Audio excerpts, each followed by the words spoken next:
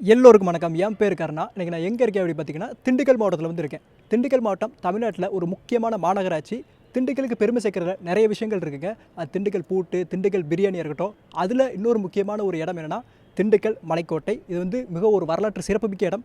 இந்த இடத்துல சோழர்கள் ஆண்டிருக்காங்க, பாண்டியர்கள் ஆண்டிருக்காங்க, அதுக்கப்புறம் ஹைதர் அலி, நாயக்கர்கள், அப்புறம் திப்பு சுல்தானாக இருக்கட்டும், வேலு நாச்சியார், ராணி மங்கம்மாள் அப்படின்னு நிறைய பேர் இங்கே தங்கியிருக்கிறாங்க, இங்கே ஆட்சி புரிஞ்சிருக்காங்க.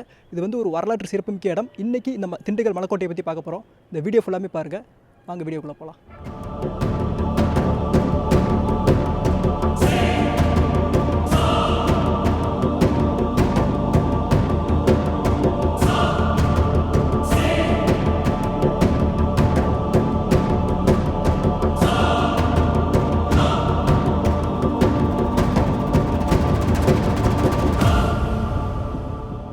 இந்த ஊருக்கு ஏன் திண்டுக்கல் அப்படின்னு பேர் வந்துச்சுன்னு பார்த்துக்கிட்டிங்கன்னா, இந்த மலை, இந்த ஊர் இருக்குல்ல, இந்த ஊரில் நடுவில் இந்த மலை வந்து ஒரு திண்டு மாதிரி இருக்குது. அதனால் இந்த ஊருக்கு திண்டுக்கல்னு பேர் வந்துச்சு.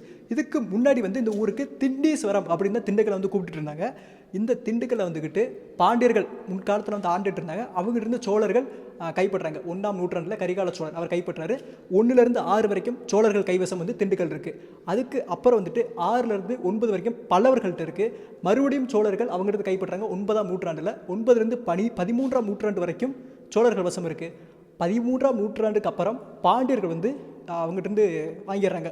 ஆனால் இந்த திண்டுக்கல்ன்றது வந்து சோழர்களோட தான் அதிகபட்சமாக வந்து சோழர்களோட தான் வந்து இருந்திருக்கு. அதுக்கப்புறம் பார்த்திங்கன்னா நிறைய பேர் வந்து ஆட்சி புரிஞ்சிருக்காங்க. அதுக்கப்புறம் 14 மதுரை சுல்தான்கள் வர்றாங்க. 17ஆம் நூற்றாண்டு வரைக்கும் ஆர்வம் வச்சுருக்காங்க. 17ஆம் நூற்றாண்டுலேருந்து மதுரை நாயக்கர்கள் வந்து இதை திண்டுக்கல் வந்து அவங்க கைப்பற்றாங்க.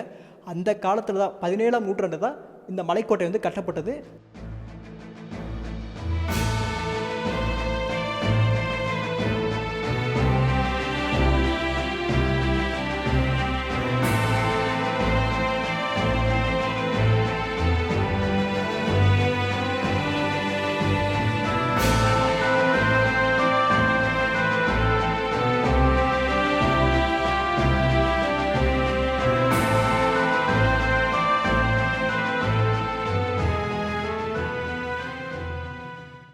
இந்த கோட்டையை முதல்ல கட்டினது யார், அந்த திண்டுக்கல் இதுக்கு கட்டினது யார் அப்படின்னு பார்த்துக்கிட்டிங்கன்னா வந்துட்டு முத்துகிருஷ்ணப்ப நாயக்கர் அப்படிங்கிறவர் தான் வந்து கட்டியிருக்கிறாரு. அதுக்கப்புறம் மைசூர் மகாராஜா வந்து இதை வந்து கைப்பற்றாரு. மைசூர் அரசர் வந்து கைப்பற்றாரு.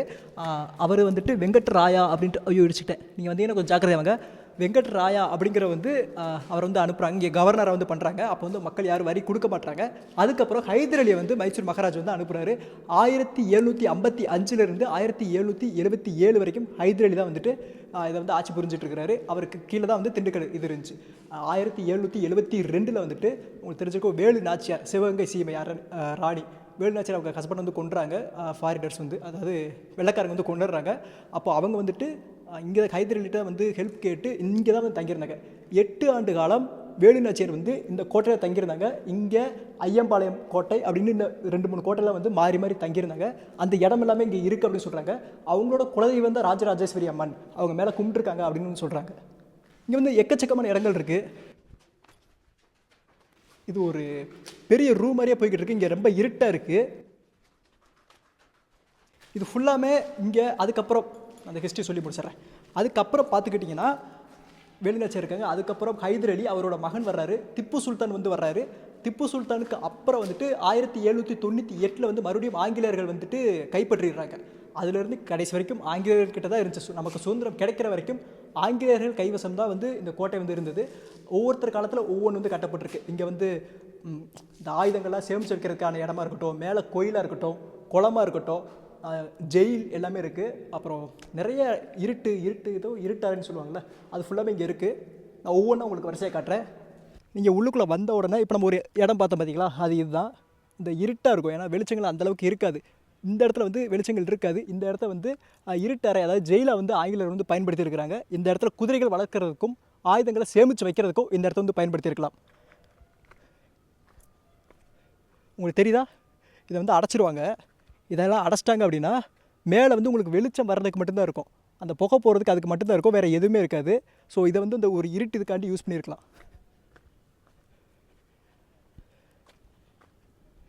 இந்த ரூம் உங்களுக்கு காட்டுறேன் பாருங்களேன்.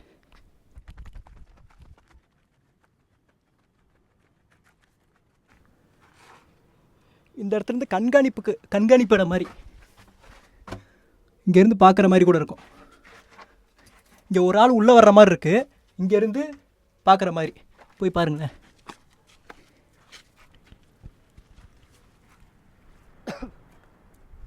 தெரியுதா? ஒரு சின்ன ஓட்டம் மட்டும் தான் தெரியும். இப்போ நான் இப்படி வர்றேன் அப்படின்னா பாருங்கள், யார் வர்றாங்க அங்கேருந்து பார்க்குற மாதிரி.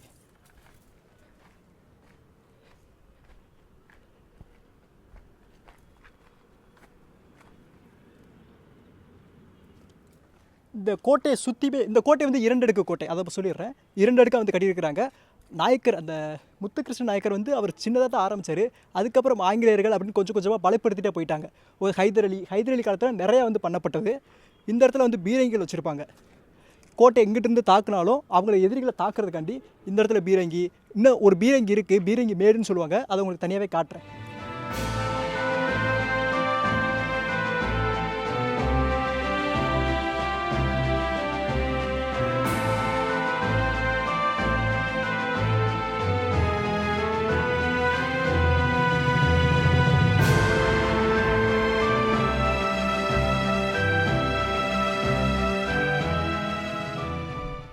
இந்த இடத்துல வந்து 2 அறைகள் இருக்குது.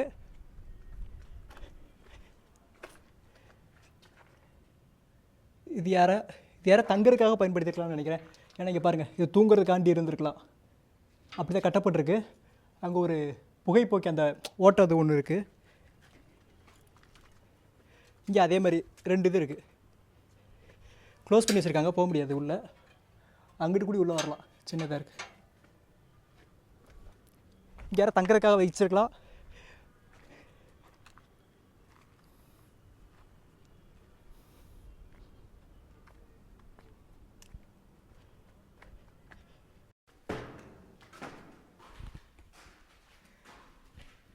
நம்ம உள்ளுக்குள்ளே வந்தோன்னே பார்த்தோம்ல, அதே மாதிரி இது வீரர்கள் தங்குறதுக்காக கூட இருக்கலாம். ஆமாம், ஒரு இடம் வரல வாயில் தான் இதாக வருது பாருங்கள். ஒரு இடம் விடாமல் எல்லா இடத்துலையும் பொறிச்சு வச்சுருக்காங்க. பேரை அசிங்கமாக வருது. இதெல்லாம் பார்க்குறப்ப எனக்கு திட்டம்னு தோணுது.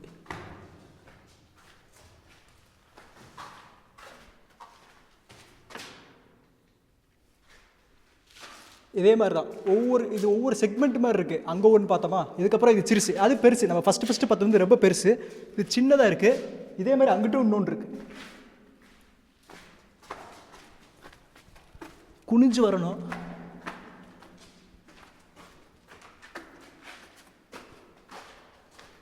இங்கே பாருங்க, அப்படியே ஃபுல்லாக போய்கிட்டே இருக்கு.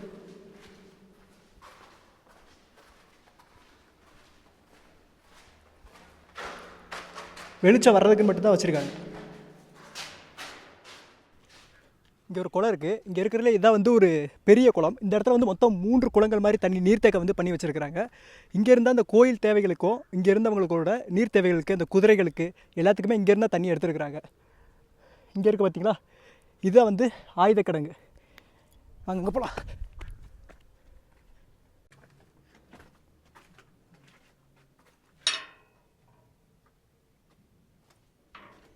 இங்கே ஒரு அறை இருக்குது. ஜென்ரலாகவே பார்த்திங்கன்னா, உங்களுக்கு சொல்கிறேன் வாங்களேன், வெளியே வாங்களேன். இங்கே இருக்கிற எல்லா இடமும் உடைக்கப்பட்டிருக்கு. பார்த்தீங்கன்னா எல்லா இடமும் மேலே ஒரு பக்கம் மட்டும் தான் கவர் ஆகியிருக்கு. ஆனால் இந்த இடம் மட்டும் ஃபுல்லாக ப்ரொடெக்ட் பண்ணப்பட்டிருக்கு. மிக வலிமையாக ப்ரொடெக்ட் பண்ணப்பட்டிருக்கு. ஒருவேளை இங்கே வந்து ஹைதர் அலி இவங்க எல்லாருமே இங்கே தங்குறதுக்காக இதை வந்து வச்சுருந்துருக்கலாம்.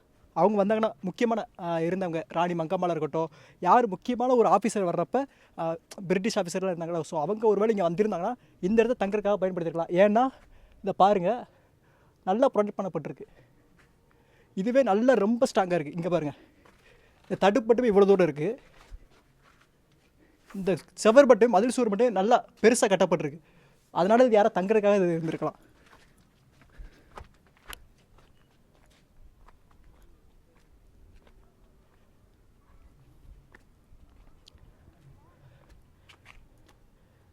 இந்த கோட்டை முழுவதுமே வந்து செங்கல்களால் தான் கட்டப்பட்டிருக்கு. செங்கல் அந்த இதை கலவையெல்லாம் வச்சுட்டு. ஆனால் சில இடங்கள் இங்கெல்லாம் பார்த்துக்கிட்டிங்கன்னா கற்கள், நல்லா அந்த கல்லுகளை வச்சு கட்டியிருக்கிறாங்க. இது வந்துட்டு மேம்படுத்தப்பட்டிருக்கு. ஹைதர் அலி அவர்கள் காலத்துலலாம் மேம்படுத்தப்பட்டிருக்கு. மேலே உங்களுக்கு கோயில் தெரியுதா? அங்கே கோயிலுக்கு போகலாம். இந்த இடத்துல வந்து ஒரு நீர்த்தேக்கம் இருக்குது, ஒரு குளம் மாதிரி.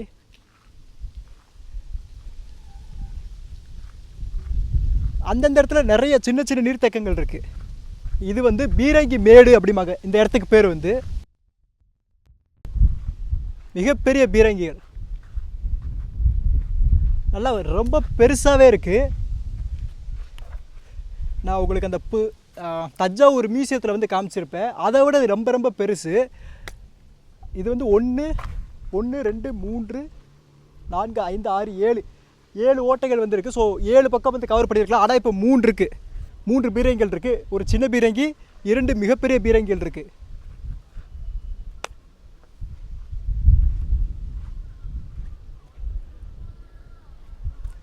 அங்கே ஏறி இதில் குண்டு உள்ளே போட்டிருப்பாங்கன்னு நினைக்கிறேன். ஆனால் இதுலேயும் பேர் எழுதி, ஐயோ இவனுக்கு தொல்லை தாங்க முடியலை. இது எந்த அளவுக்கு பவர் இருக்கும் அப்படின்னு தெரில. ஆனால் இது வந்து ஒரு அற்புதமான ஒரு விஷயம். இது ஹைதர் அலி காலத்திலே வரப்பட்டது. அதுக்கப்புறம் ஆங்கிலேயர் காலத்தில் இன்னும் நல்லாவே கொண்டு வரப்பட்டது இந்த பீரங்கிகள் எல்லாமே. ஆங்கிலேயருக்குலாம் வந்து ஒரு முக்கியமான ஒரு தாலுகா வச்சுருந்தாங்க. திண்டுக்கல் வந்து ஒரு முக்கியமான தாலுகா. மதுரையை மெயினாக ஆட்சி பண்ணிவிட்டு திண்டுக்கல் வந்து ஒரு முக்கியமான தாலுகா வந்து அவங்க வச்சுருந்தாங்க. காற்று நல்லாவே அடிக்குது. வாங்க இதை இப்போ பார்த்து முடிச்சுட்டு மேலே ராஜராஜேஸ்வரி அம்மன் கோயில் அங்கே போகலாம்.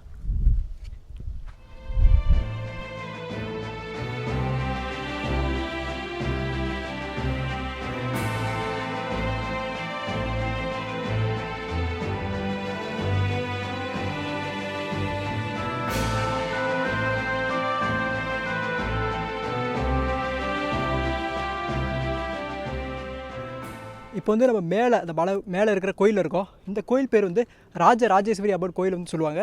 ஆனால் இது யார் கட்டினா பார்த்தீங்கன்னா 13ஆம் நூற்றாண்டில் முதலாம் சடையவர்பட் குலசேகர பாண்டியன் அப்படின்ற ஒரு பாண்டிய மன்னர் வந்து கட்டியிருக்கிறாரு. அதுக்கப்புறம் ராஜராஜேஸ்வரி அம்மன் கோயில் வந்து மாற்றப்பட்டது. வேலுநாச்சியர் தங்கியிருந்தாங்கல்ல, அவங்களோட குலதெய்வம் ராஜராஜேஸ்வரி அம்மன். ஸோ அதுக்காண்டி மாற்றப்பட்டிருக்கலாம் ஹைதர் அலி காலத்தில். இங்கே பார்த்தீங்கன்னா இங்கே ஒரு கேப் இருக்குது. ஒரு வேளை அந்த காலத்தில் குதிரைகள் கட்டுறதுக்காண்டி இது இருந்திருக்கலாம். மேலே பாருங்கள், ஒரு கை போயிட்டு வர அளவுக்கு மட்டும் ஒரு கேப் இருக்குது. இதே மாதிரி நிறைய இருக்குது. குதிரைகள் இதை கட்டுறதுக்காண்டி இருந்திருக்கலாம்.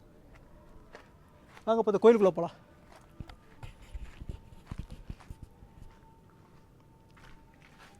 இந்த மண்டபத்தில் பார்த்திங்கன்னா நிறைய சிற்பங்கள் வந்து செதுக்கப்பட்டிருக்கு. இங்கே வந்து 12 ராசிகளுக்கான அந்த ஒரு இது இருக்குல்ல, 12 ராசிகள், அது வந்து இந்த இடத்துல செதுக்கிறாங்க. இந்த 12 ராசிகளுக்கான அந்த உருவங்கள் இது சொல்லுவோம்ல, அந்த மீன், சிம்மம்னா அந்த சிங்கம், எனக்கு மகரம், அந்த இது ஃபுல்லாகவே மேலே செதுக்கப்பட்டிருக்கு. உள்ளுக்குள்ளே கோயிலுக்குள்ளே வந்தோம்னா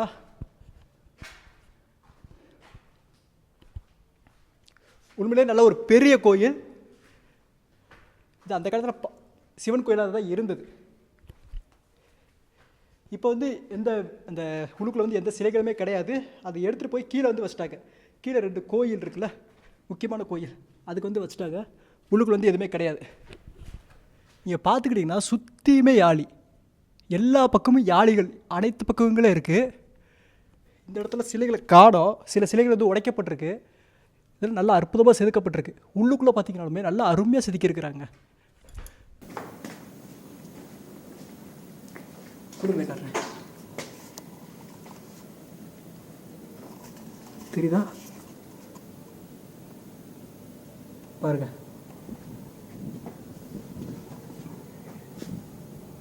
எப்படி பண்ணியிருக்காங்க பாருங்க.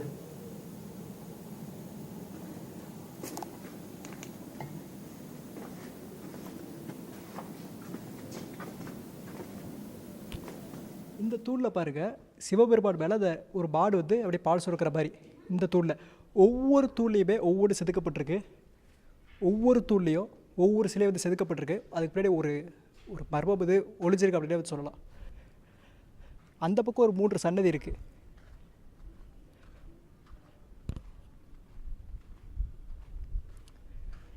இதுதான் மெயின் ரூட். நீங்கள் இப்போ நம்ம போனோம்ல, உள்ளுக்குள்ளே போயிட்டு இந்த பக்கம் தான் வெளியே வருவோம். கோயில் இருந்துட்டு இங்கே வந்தோன்னா இதான் இந்த மண்டபம். அந்த காலத்தில் இது எதாவது மெயிலுக்காக யூஸ் பண்ணப்பட்டிருக்கலாம் இந்த இடம். அதுக்கப்புறம் 3 சன்னதிகள் இந்த இடத்துல இருக்குது. இல்லை எந்த சிலைகளுமே இல்லை இங்கே வந்து. ஆனால் துணை தெய்வங்கள் வந்து இந்த இடத்துல வைக்கப்பட்டிருக்கலாம் அந்த காலத்தில். நம்ம முடிச்சுட்டு வெளியே துணை தெய்வங்கள் இருக்கும்ல, அது வந்து இந்த இடத்துல இருந்திருக்கும். ஒரு முக்கியமான கோயில். பாண்டியர் காலத்தில் ஆரம்பித்து சிவன் கோயில் ஆரம்பித்து அதுக்கப்புறம் ராஜராஜேஸ்வரி அம்மன் கோயிலை வந்து மாற்றப்பட்டிருக்கு.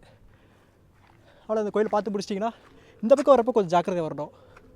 நான் ஃபஸ்ட்டு போன வீடியோவில் சொல்லியிருப்பேன், நீங்கள் குழந்தைகளோடு வர்றீங்க அப்படின்னா இது ரொம்ப ரொம்ப ஜாக்கிரதையாக இருக்க வேண்டிய இடம். ஏன்னா இந்த பக்கம் எந்த ஒரு தடுப்புமே கிடையாது.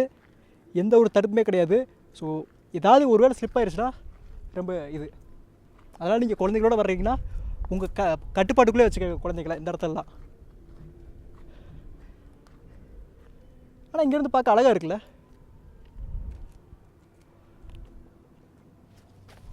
இது உங்களுக்கு மொத்தமாக தெரியும், அதான் ஹைவே, நேஷ்னல் ஹைவே. அதான் அப்படியே அங்கிட்டு போனீங்கன்னா பழனி போயிடும். இப்படியே எங்கிட்டு போனீங்கன்னா மெயின் அந்த கரூர் அந்த சைடு போகலாம். இது வந்து ஒரு அற்புதமான கோட்டை. இப்போ நம்ம கோட்டையோட அதாவது மலையோட உச்சியில் இருக்கிறோம். இங்கேருந்து பார்த்தீங்கன்னா மொத்தமாகவே தெரியும். அந்த கோட்டையை சுற்றியுமே வந்து அது கட்டப்பட்டிருக்கு, மதில் சுவர்கள் கட்டப்பட்டிருக்கு. ஒவ்வொரு இடமா தனித்தனியாக வைக்கப்பட்டிருக்கு. ஆயுதங்கள் சேமித்து வைக்கிற இடம், ஆயுதங்கள் தயாரிக்கிற இடம், இந்த பீரங்கிகள் வைக்கிற இடம், அது ஃபுல்லாகவே சிறைச்சாலை. இது யாராவது வந்தால் தங்குறதுக்கான இடம். அற்புதமாக இருக்குது. இங்கே 3 குளங்கள் மாதிரி 3 இடங்கள் இருக்குது. பீரங்கி மேடு, அதுக்கப்புறம் இந்த ராஜராஜேஸ்வரி அம்மன் கோயில். இது ஒரு அற்புதமான இடம். நீங்கள் வந்தீங்கன்னா அற்புதமாக ஒரு நாள் ஃபுல்லாமே ஸ்பெண்ட் பண்ணுறதுக்கு சூப்பர் இடம். மணி எத்தனை? சரியாக 2 மணி ஆகுது. காற்றுனால ஜிலு ஜிலுன்னு அடிக்குது. ஆனால் வெயில் கொளுத்தி விட்டுரும். நீங்கள் ஏறினீங்கன்னா கொளுத்தி விட்டுரும். பார்த்தாச்சு, வாங்க கீழே போகலாம். அவ்வளோதான். நான் ஒட்டுமொத்தமாக சுற்றி பார்த்துட்டேன். கிட்டத்தட்ட எனக்கு வந்து சுற்றி பார்க்குறதுக்கு 2.5 மணி நேரம் ஆயிடுச்சு. அவ்வளோ ஒரு அற்புதமான இடம். ஒவ்வொன்றிலையும் ஒவ்வொன்று இருக்குது. நீங்கள் வந்தீங்க அப்படின்னா இது ஒரு சின்ன ஒரு கோட்டை, உடஞ்சி போன ஒரு இடம் அப்படின்னு நினச்சிட்டு வராங்க. ஒவ்வொன்றிலையும் ஒவ்வொரு அர்த்தம் இருக்குது. ஒவ்வொரு காலத்தில் ஒவ்வொருத்தரால் பண்ணப்பட்டிருக்கு. அதாவது சேர சோழ பாண்டியர் அவர்கள் கீழே இருந்து வந்த நாயக்கர்களாக இருக்கட்டும், ஹைதர் அலி, திப்பு சுல்தான், ஆங்கிலேயர்கள் அப்படின்னு ஒவ்வொருத்தரால் பண்ணப்பட்டிருக்கு. இந்த இடத்துல நிறைய பேரோட ரத்தங்கள் சிந்தப்பட்டிருக்கு அப்படிங்கிறதா ஒரு உண்மை. இந்த மலைக்கு கீழே வந்து இந்த கோட்டைக்கு கீழே, திண்டுக்கல் மலைக்கோட்டை கீழே வந்து பார்த்துக்கிட்டிங்கன்னா ஒரு மசூதி வந்து இருக்குது. அது வந்து பேகம்பூர், அந்த ஊர் பேர் பேகம்பூர். அந்த காலத்தில் ஹைதர் அலி வந்து ஆட்சி பண்ணிட்டு இருந்தார்ல, அவரோட தங்கை அவங்க வந்து பிரசவலியாக வந்து இறந்து போயிட்டாங்க. அவங்க பேர் வந்து அமீருனிசா பேகம். ஸோ அதனால் அந்த ஊருக்கு பேரே அவங்கள அங்கே தான் இது பண்ணாங்க. அதனால் அந்த ஊருக்கு பேரே பேகம்பூர் அப்படி கீழே அது வந்துருச்சு. ஒரு அற்புதமான இடம் கைஸ். உள்ளுக்குள்ள வரதுக்கு ஒரு ஆளுக்கு வந்து 25 ரூபா டிக்கெட்டு. நீங்கள் ஃபோட்டோ வீடியோ எடுக்கிறீங்கன்னா அதுக்கு 25 ரூபா டிக்கெட்டு. பஸ் ஸ்டாண்ட்லேருந்து 2 கிலோமீட்டர் டிஸ்டன்ஸ். நீங்கள் ரயில்வே ஸ்டேஷன்லேருந்து பார்த்தீங்கன்னா 3.5 கிலோமீட்டர் டிஸ்டன்ஸ் வந்துருக்கு. எனக்கு என்னோடய ஃபீலிங் எப்போ இருந்துச்சு அப்படி கேட்டிங்கன்னா, ஒரு அற்புதமான இடம் நிறைய இருக்குது, நீங்கள் பார்க்கலாம். ஆனால் உங்களுக்கு ஒரு ப்ராப்பராக கைடு இருக்க மாட்டாங்க. அதான் ஒரு உண்மை. நீங்கள் இந்த வீடியோ பார்த்தீங்கன்னா உங்களுக்கு எதாவது தெரிஞ்சிருக்கும். அப்படி இல்லைனா ஏதோ ஒன்று இருந்திருக்கு, அந்த காலத்தில் யூஸ் பண்ணியிருக்காங்க அப்படி மட்டும் தான் உங்களுக்கு தெரிஞ்சிருக்கும். கண்டிப்பாக வாங்க, உங்கள் ஃபேமிலியோடு நீங்கள் கண்டிப்பாக வரலாம். காலையில் 8 மணிலேருந்து 5 மணி வரைக்கும் வந்து அலோவ் பண்ணுறாங்க. எனக்கு இங்கே வந்து பிடிக்காத ஒரு விஷயம் என்ன அப்படி கேட்டிங்கன்னா, இந்த கப்புள்ஸாக வந்து அது எப்படி சொல்கிறது, சொல்லவே முடியல. அந்தளவுக்கு ஒரு இதாக இருக்குது. ஏன்னா நீங்கள் கப்புள்ஸாக வரக்கூடாதுன்னு நான் சொல்லவே இல்லை. அவங்க வந்து இங்கே பண்ணுறது வந்து என்னால் ஷூட்டை எடுக்க முடியல. நான் நிறைய ஷூட் அந்த இடத்துல என்னால் எடுக்க முடியாமல் இந்த இடத்துல போயிடுச்சு. அது எனக்கு ரொம்ப ஒரு வருத்தமாக இருக்குது. அதை வந்து இங்கே இருக்க அந்த ஏஎஸ்ஐ ஆர்கியாலஜி டிபார்ட்மெண்ட் அவங்க என்ன பார்க்கணும். இது அவங்களுக்கு கீழே தான் வந்துருக்கு. அவ்வளோ இந்த வீடியோ பிடிச்சிட்டு நிற்கிறேன். வீடியோ பிடிச்சி லைக் பண்ணுங்கள், பிடிக்கல டிஸ்லைக் பண்ணுங்கள், ஷேர் பண்ணி சப்ஸ்கிரைப் பண்ணுங்கள். இதே மாதிரி ஒரு அற்புதமான இடம் உங்கள் ஊரில் இருக்கிற சொல்லுங்கள். அங்கே போய் அதை பற்றி எக்ஸ்ப்ளோர் பண்ணலாம். நெக்ஸ்ட் வீடியோவில் பார்க்கலாம். 5 மணி மறந்துடாதீங்க.